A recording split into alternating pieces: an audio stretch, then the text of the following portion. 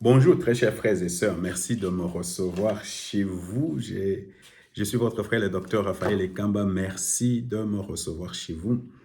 Euh, En tout cas, merci pour les likes, merci pour les commentaires, merci aussi pour les abonnements. En tout cas, je voulais envoyer un petit message à notre frère Mike Mukebai, parce que je l'ai suivi hier sur Boston la politique. Euh, et j'étais très déçu. Vraiment très déçu. Mais nous sommes en démocratie.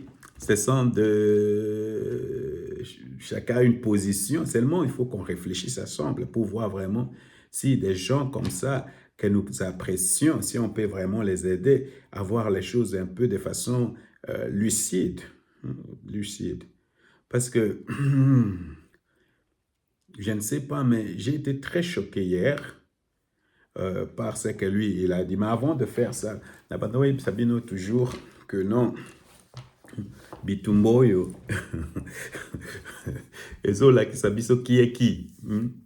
Maintenant, nous savons maintenant que Nanga, lui, je ne sais pas, j'avais suivi ça chez M. Kabouya, parce qu'il est passé sur Top Congo, qu'il a dit ça. Donc, Nanga, c'est un frustré qui voulait devenir Premier ministre et qui veut récupérer ses carrés miniers. Maintenant, nous savons que Franck Diongo, tous les bruits qu'il était en train de faire, c'était un frustré qui demandait qu'il soit directeur si ça la gécamine et des choses comme ça. Alors, comme on n'a pas fait, Tshisekedi n'a pas fait de lui un directeur à la gécamine, allez, il est dans l'opposition, il est réfugié politique, il est chez le Rwanda. Vraiment, c'est non politiciens, c'est de la honte, de la honte. Et il y a des gens qui suivent des gens comme ça. Yango na comprena kate ba lokola ba Franck Diongo. Okolanda e pona nini? Pour ça mutete là. Moi aussi je suis mutete là. Est-ce que vraiment je dois suivre un type comme ça? Vraiment,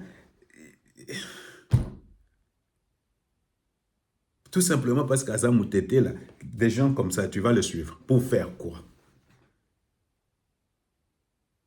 Il est en train d'insulter même les Lumumba dont il parle. Il l'insulte, n'est-ce pas?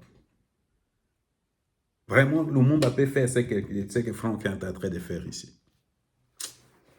Alors, maintenant, je comprends que Kabila, Katumbi et Kagame travaillent ensemble, soit on le savait, avec la Senko, et les opposants, tous, ils sont dans un coin. Pourquoi je dis ça? Parce que les opposants, maintenant, disent qu'ils ne veulent pas de consultations et des choses comme ça. Alors, je vais venir peut-être dire quelque chose à propos de la consultation. Alors, vous voyez, nous voyons aussi que là-bas, au Rwanda, ça ne marche pas. Les Rwanda comme État, ça ne marche pas. Je pense, je ne sais pas où est-ce que j'avais lu ça, mais j'avais lu ceci, je ne sais plus la source, pardonnez-moi, je ne sais plus la source, mais je pense que j'ai lu ça. Il y a un Rwandais qui a écrit un livre, il y a un Rwandais qui a écrit un livre, et c'est dans la description de ce livre-là, ou dans la publicité de ce livre-là, qu'on a dit ceci. Depuis que Kagame a attaqué Goma, depuis qu'ils ont pris Goma et Bukavu, c'est le début et la fin de la dictature ou tout au moins du régime de Kagame. C'est pour qu'il y a beaucoup de sanctions. Il y a James Kabarebe qui était sanctionné et ces sanctions-là, c'est d'ailleurs la peur même, est que à partir du 4 avril, c'est possible qu'il y ait des sanctions aussi sur Kagame lui-même. Alors vous voyez, les choses ne sont pas vraiment très roses, ni à Goma, ni à Bukavu, ni à Kigali. Alors c'est pour cette raison qu'on essaie un peu de gagner les gens comme les Franck Diongo, les Nanga, pour dédouaner le Rwanda et puis pour congoliser les problèmes. Alors, alors, il faut aussi voir les réactions des Rwandais. Oh, nous sommes en train de gagner cette guerre. Hein? Nous sommes en train de gagner. Il faut voir les réactions de Banyamulenge et de Tutsi sur TikTok. Je ne sais pas si vous voyez ça. Ils sont aussi actifs, hein? Très actifs. Euh, Très actifs. Hein, ils se réclament des Congolais et des choses comme ça. Alors, vous voyez, ça, c'est quelque chose, c'est pour moi des preuves que les choses sont en train d'aller dans la bonne direction. Parce que je pense, c'est tout il a compris. Parce qu'il y en a qui commencent à dire, ah, les Congolais doivent parler avec nous pour qu'on leur explique, pour qu'on leur explique. On ne comprend pas cette haine et tout ça. Vraiment, vous ne comprenez pas la haine? 30 ans de guerre, beaucoup de morts, vous ne comprenez toujours pas la haine? Hein? Oh, qui parle avec nous, peut-être même on peut être pas d'accord en tout, mais on va trouver des terrains d'attente. Et regardez sur les réseaux sociaux. Ça veut dire que les gens ont compris que cette histoire de guerre, mais toutes les revendications superflues ou je ne sais pas quoi qui avaient tout autour de cette région-là sont en train de se régler.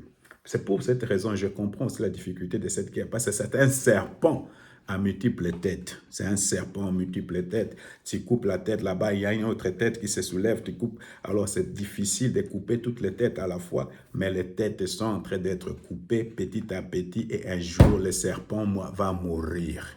Et le serpent est en train de mourir. C'est pourquoi il faut garder de l'espoir parce que la guerre, nous sommes en train de la gagner. Moi, je pense vraiment que c'est ça même. C'est pourquoi moi, je soutiens Tshisekedi, parce que je pense qu'il est la personne qui va nous libérer de la guerre des 30 ans. Vous avez déjà en histoire, on a parlé de la guerre des 30 ans. Hein? Il y avait la guerre des 30 ans, je pense, entre l'Allemagne et la France, avec Guillaume le Conquérant et des choses comme ça. Alors, je pense que c'est Tshisekedi qui va nous sortir de cette guerre des 30 ans. Alors, j'ai vu aussi cette histoire des consultations du gouvernement d'Union nationale. C'est là qu'on a parlé aussi avec Moukeba. Il dit non, on ne veut pas on ne veut pas de dialogue. Lui, il n'appelle pas ça un dialogue. Il appelle ça même pas une concertation, des consultations. Alors, lui dit non, on ne veut pas aller se faire consulter, des choses comme ça. Moi, je suis content. Vous savez ma position. Je suis très content. Là, il faut les lui dire déjà, je suis très content que vous n'alliez pas là-bas. N'amenez pas Fayou là-bas. N'amenez pas Katumbi là-bas. N'amenez non plus pas vos alliés comment il s'appelle, de chez Kabila là-bas. Ne les amenez pas là-bas. Restez. N'amenez pas votre C100 là-bas. Restez en dehors de ce gouvernement-là. D'ailleurs, c'est une bonne chose. Maintenant, la question est de savoir, maintenant que vous êtes dehors, que vous ne voulez pas participer, parce que vous attendez le dialogue de la Senko. Alors, la ciel va nous tomber sur la tête, n'est-ce pas? Le Congo va cesser de couler, n'est-ce pas? Maintenant que vous n'êtes pas dans le gouvernement d'union nationale, le fleuve Congo va cesser de couler, n'est-ce pas? La vie va s'arrêter parce que Katumbi n'est pas dans le gouvernement, parce que Kabila n'est pas là, donc nous, on va cesser de vivre. On va mourir. Alors, quelquefois, je ne comprends pas les raisonnements de beaucoup de gens. Je ne comprends pas.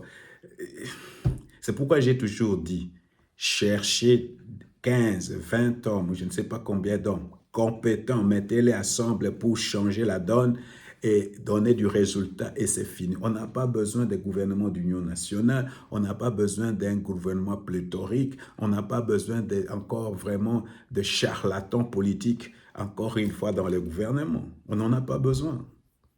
Parce qu'il n'y aura pas de résultats. Je voulais vous démontrer tout à l'heure, il n'y a pas de résultats. Alors, maintenant, il y a peut-être aussi Monsieur, comment il s'appelle? Mais c'est Massad. Je ne sais pas, Boulos Massad, ou je ne sais pas comment il s'appelle. Je n'ai pas écrit le nom, mais c'est Boulos Massad. Quel envoyé spécial de Donald Trump qui arrive. Moi, je ne sais pas, hein, j'ai l'impression, moi, je vais de ce deal. Je vais de ce deal entre l'Union, les États-Unis et la RDC. Je n'ai pas de problème à ce niveau. D'abord, j'ai déjà justifié ça. Je préfère les États-Unis à la Chine. Vous savez, aux États-Unis, l'opinion publique est très forte.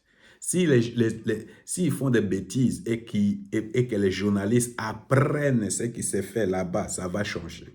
Alors, l'opinion publique américaine est très forte, à la différence de l'Union européenne, qui est un peu, et ils sont beaucoup plus néocolonialistes. Hein. Mais moi, ce que je vais inciter sur ces sujets ici, c'est qu'il ne faut vraiment pas, comme c'était avec M. Jackson, comment il s'appelle, les congressman Jackson. Vraiment, il faut tout faire pour que ces messieurs ne rencontrent pas la SENCO, l'opposition, la société civile. En tout cas, faites tout, éloignez. Il est venu pour autre chose, il est venu pour le deal et il faut faire le deal et c'est bon, préparez le deal. Et c'est tout. Les gens, les histoires politiques, des choses comme ça, je pense que ça ne vaut pas la peine. Parce que ces gens-là, les gens vont raconter des salades, des choses qui ne tiennent pas debout et tout ça. Alors, moi, je pense que ce deal va apporter de la sécurité, va apporter aussi des emplois, va apporter aussi du développement à la République démocratique du Congo. OK. Si c'est bien négocié, parce que partout les États-Unis sont partis, il y a du développement. Il y a du développement ici en Allemagne, il y a du développement au Japon, il y a du développement à la Corée du Sud, à Taïwan,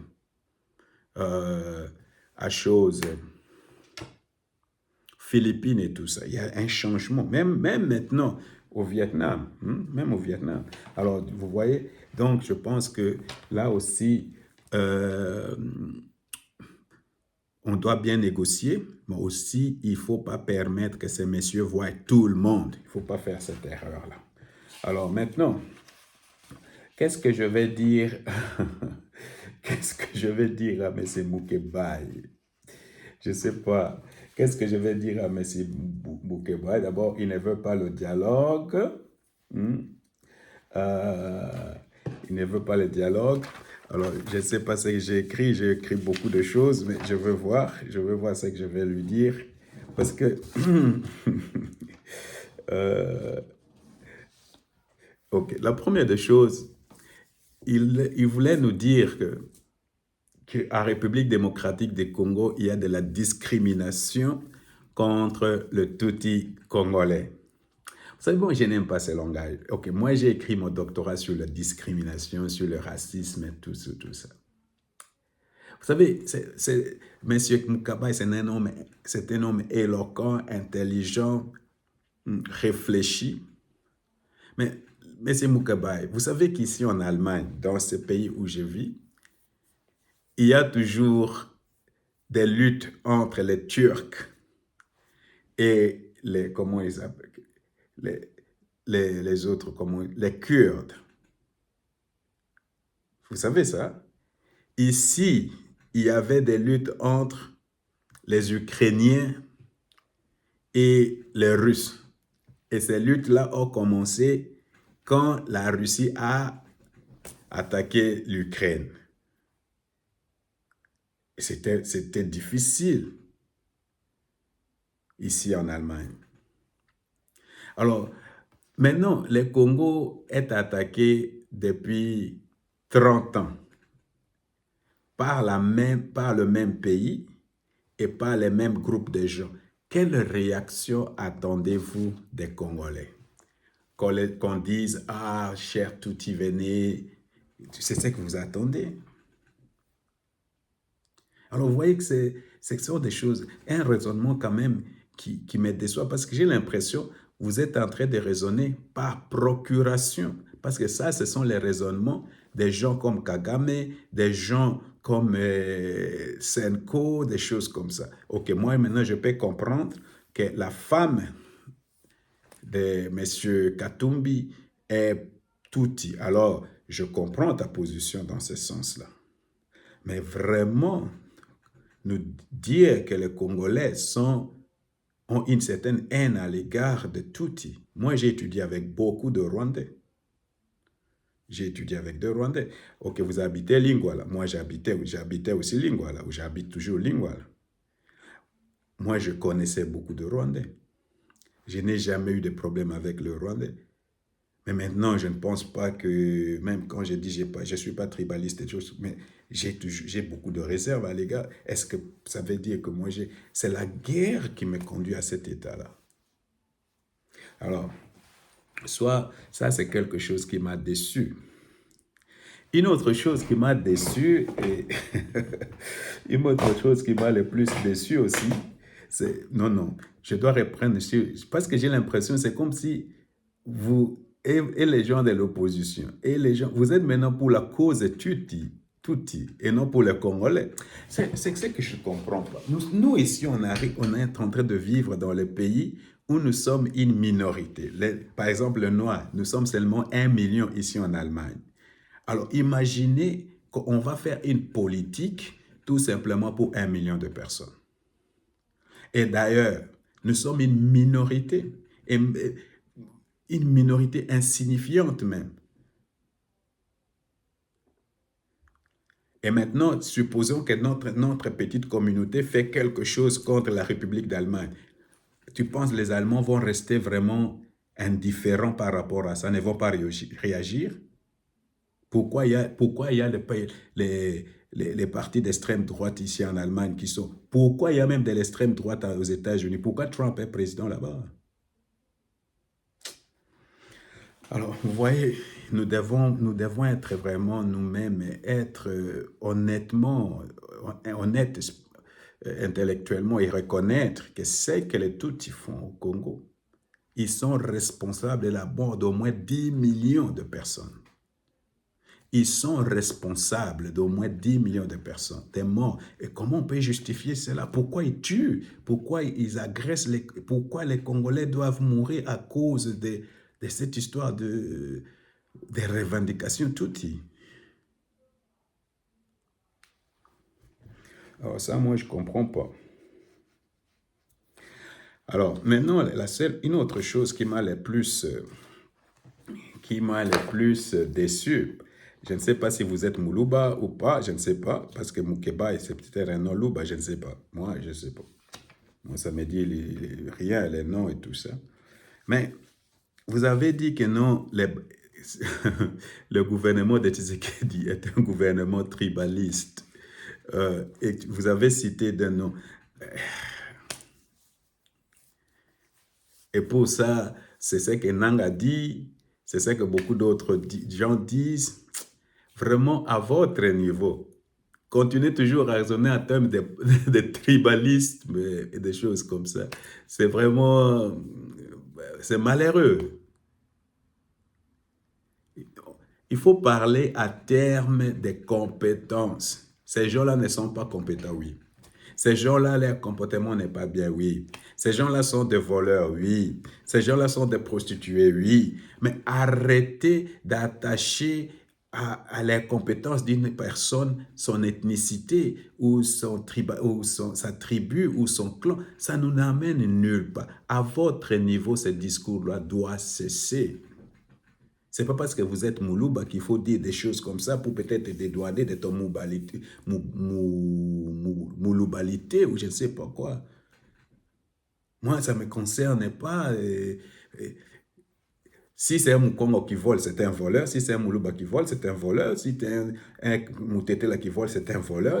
Alors, il faut arrêter avec ces choses-là, de vouloir amener les gens au niveau du tribalisme. Et même s'il y avait du tribalisme, si ces gens-là sont compétents. Comprenez? Alors ça aussi, ça m'a beaucoup déçu. Maintenant, je vais finir avec ce que je pense. Si le président, moi à mon sens, si le président faisait ceci, il peut gouverner le Congo même plus de 10 ans. S'il fait ceci, la première des choses, il doit réformer l'armée. Hein? Il faut vraiment faire que l'armée gagne de terrain. Alors, c'est pourquoi je pense que pendant ce temps qu'on est en train de faire réformer l'armée, réformer l'administration et faire que notre armée devienne vraiment puissante. Récupérer les localités, ça va changer complètement la donne. Il faut donner à manger, à boire aux gens.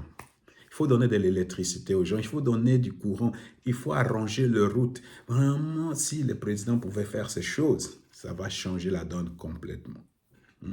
Il faut donner du travail aux jeunes, des emplois aux jeunes. Il faut combattre la corruption et le trafic d'influence. Et, et surtout, il faut que le président cultive, nous donne vraiment une culture des résultats. On vous a sorti autant d'argent, nous voulons voir telle autre chose. Voici ce qu'il faut faire, voici ce qu'il faut faire. Voici, cela n'arrive pas, on t'enlève de là où vous êtes.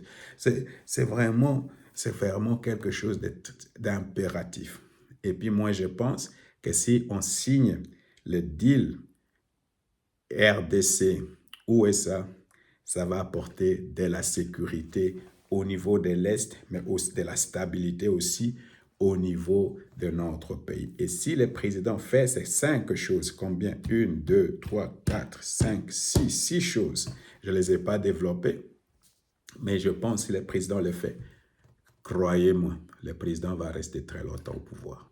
Que le Seigneur vous bénisse.